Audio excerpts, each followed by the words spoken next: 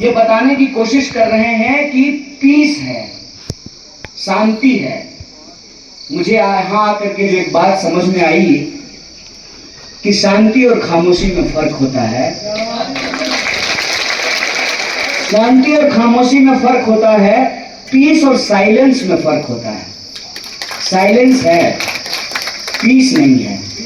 अगर पीस होता तो ये लोहे वाली तार हमारे सामने नहीं लगी होती और हमारे आपके बीच में कोई दरमियान नहीं होता। और तमाम आप जो है छतों को देख लीजिए, ऐसे इस मोड में जो है ना हमारे जवान नहीं खड़े होते। ये एक झूठ है जो बोला जा रहा है। और देखिए, आज मैं यह बात आपके सामने कहता हूं कि मैं एक सियासी पार्टी में जरूर हूं, लेकिन आज हमारी पार्टी इस देश में सियासत नहीं कर रही है, मोहब्बत का पैगाम लेकर के चल रही है। आज से 2 साल पहले उसी वक्त हमारी दोस्ती जो है वकार साहब से हुई। ये उस वक्त कांग्रेस पार्टी के पीसीसी प्रेसिडेंट हुआ करते थे। जब हम लोग भारत जोड़ो यात्रा लेकर के कन्याकुमारी से राहुल गांधी जी के साथ पैदल चलते हुए जम्मू कश्मीर आए, तो बुजुर्गों ने माथा चूम करके कहा, दे ही सही, कोई हमें देखने तो आया है। तो मैं आप तमाम बुजुर्गों और नौजवानों को कहता हूं कि आप तमाम आवाम जो इस इलाके में रहते हैं, आप हमारे लिए सिर्फ वोट नहीं है। हम जब कहते हैं कि हिंदुस्तान एक है, तो एक होने का मतलब होता है एक जैसे हक और अधिकार का होना। और मुझे तकलीफ होती है इस बात से जब यहाँ के नौजवान आकर के कहते हैं, भाई साहब हमारे पास बीएड की डिग्री है, एमएड की डिग्री है, हमारे पास बीटेक की डिग्री है, हमने डेंटल का कोर्स किया है, डिप्लोमा किया है, पॉलिटेक्निक की है, लेकिन आज हमारे पास नौकरियां नहीं है। ये सुनकर के तकलीफ होता है कि जिस इलाके के लोग बेरोजगारी शब्द जानते नहीं थे, आज घर घर में नौजवान बेरोजगार होकर के बैठा हुआ है। 10 साल हो गए हैं, एक भी पोस्ट पे किसी की भर्ती नहीं हुई है, कोई बहाली नहीं हुआ है। सड़कों की हालत आप रोज देखते हैं और महंगाई का तो क्या ही कहना है। हमारी माताएं बहनें यहाँ बैठी हुई हैं, अगर मैं झूठ बोल रहा हूं तो मुझे ठीक कीजिएगा। 2014 से पहले सिलेंडर कितने का मिलता था गैस का? 450। अभी कितने का मिल रहा है? दाल कितने का मिलता था? 50 रुपए का। अभी कितने का मिल रहा है? कौन सी ऐसी चीज है जो सस्ती हो गई है इंसान की जान को छोड़ करके? कौन सी ऐसी चीज है जो सस्ती हो गई है इंसान के जान को छोड़ करके? मैं कहता हूं, टीवी देख करके अपना हालात थोड़ी देखना है, खुद को देख करके, अपनी रसोई को देख करके, अपने खेत को देख करके, अपने खाते की हालत को देख करके अपने हालात को देखना और समझना है कि क्या सचमुच विकास हुआ है।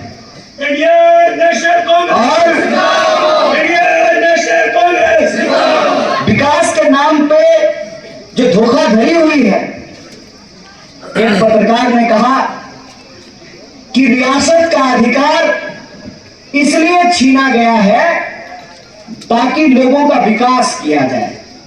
क्या मजेदार बात है ना? मजेदार बात। सुबह में मैं आपकी टोपी छीन लूं, दोपहर में कमीज और शाम में पतलून, और अगले दिन आकर के मैं कहूं कि मैं आपकी टोपी आपको वापस कर दूंगा, तो आपके दिमाग में ये सवाल आना चाहिए ना कि अगर वापस ही करना था तो तीनों करो, अगर वापस ही करना था तो छीना क्यों पहले ये तो बताओ। क्यों छीन लिया?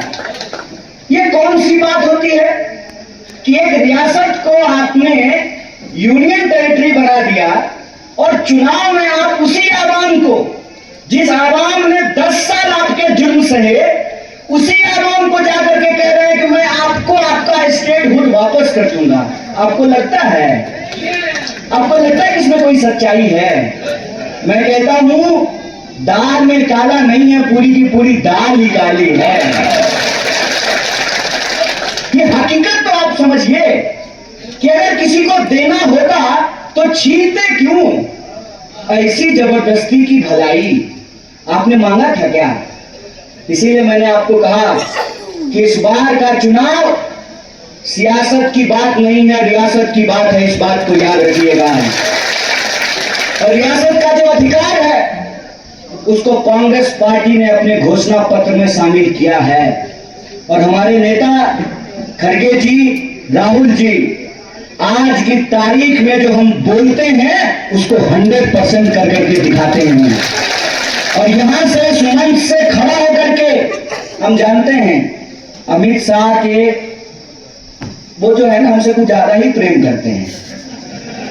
हमारा सारा भाषण दिल्ली पहुंचता है तो गुल में खड़ा होकर के इस मंच से खुलेआम मैं भारत की सरकार को कहता हूं कि जम्मू कश्मीर को आपने जो केंद्र शासित प्रदेश बनाया है, आपने जो उसको यूनियन टेरिटरी बनाया है, हम इसकी नाफरमानी करते हैं, हम इसको मानने से इनकार करते हैं, उसको हम स्वीकार नहीं करते हैं। हम कहते हैं कि यहां की आवाम के ऊपर ये जुल्म है।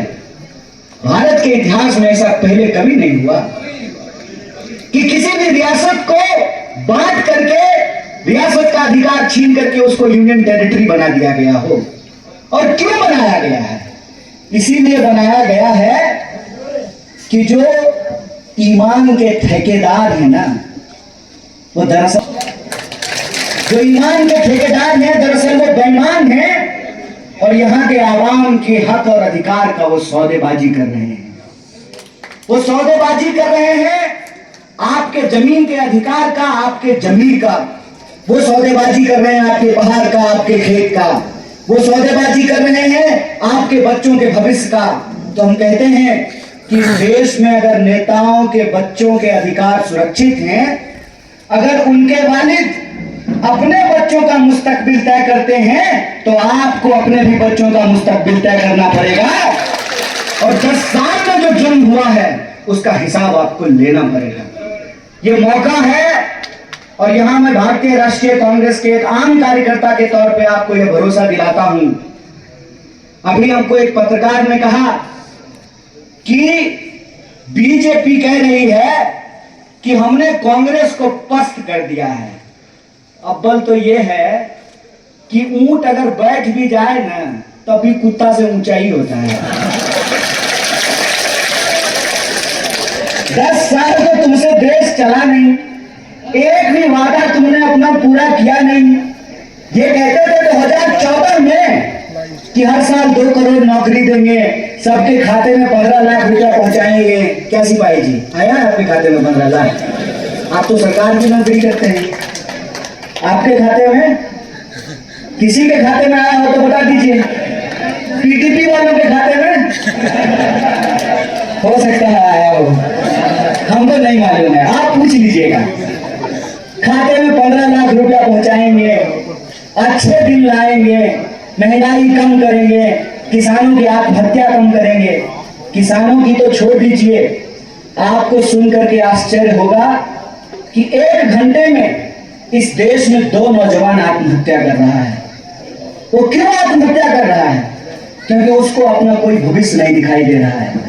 इंजीनियरिंग करने के बाद भी अगर नौकरी नहीं मिले, एमबीए करने के बाद भी अगर नौकरी नहीं मिले, एमबीबीएस करने के बाद भी अगर नौकरी नहीं मिले तो आखिर इंसान क्या करे?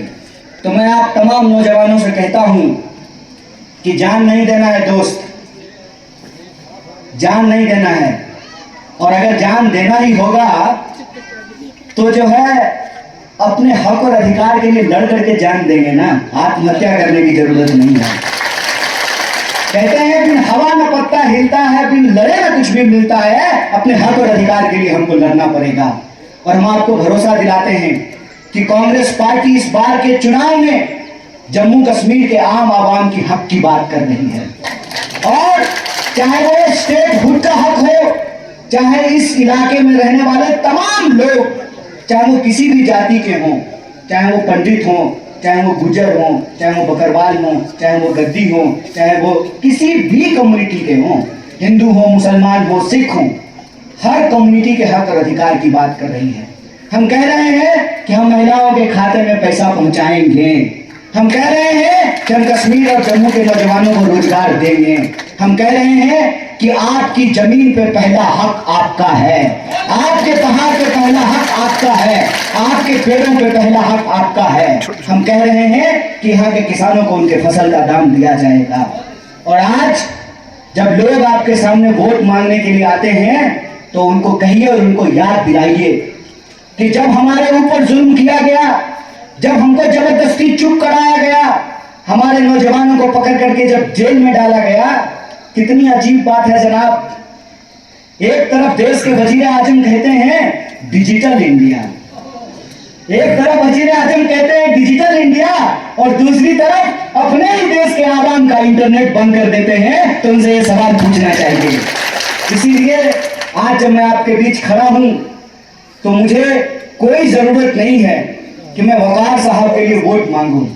क्यों वोट मांगूंगा?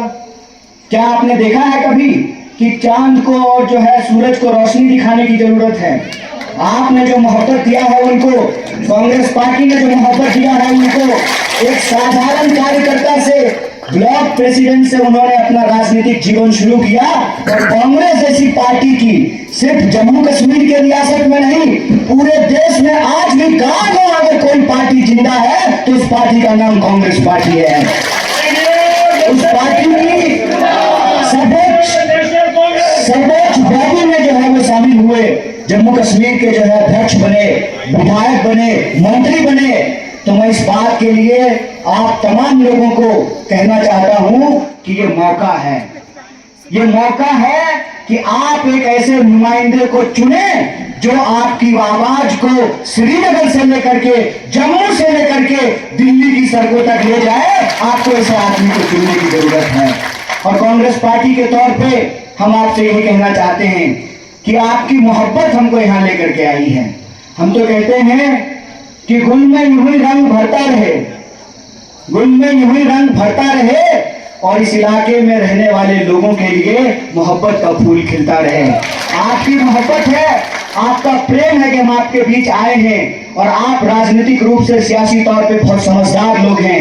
हमको पूरा भरोसा है कि बांटने की राजनीति का आप मुखालफत करेंगे, बांटने वाली ताकतों को आप हराएंगे, मोहब्बत को जिताएंगे, नफरत को परास्त करके मोहब्बत की जीत होगी। इसी आशा और उम्मीद के साथ आप तमाम मंचासीन आदरणीय लोगों का, और सामने जो हमारी माताएं बहनें बुजुर्ग बैठे हुए हैं, नौजवान जो खड़े हैं, आप सबका तहे दिल से शुक्रिया अदा करके अपनी बात खत्म करूंगा। बहुत बहुत शुक्रिया, बहुत बहुत धन्यवाद।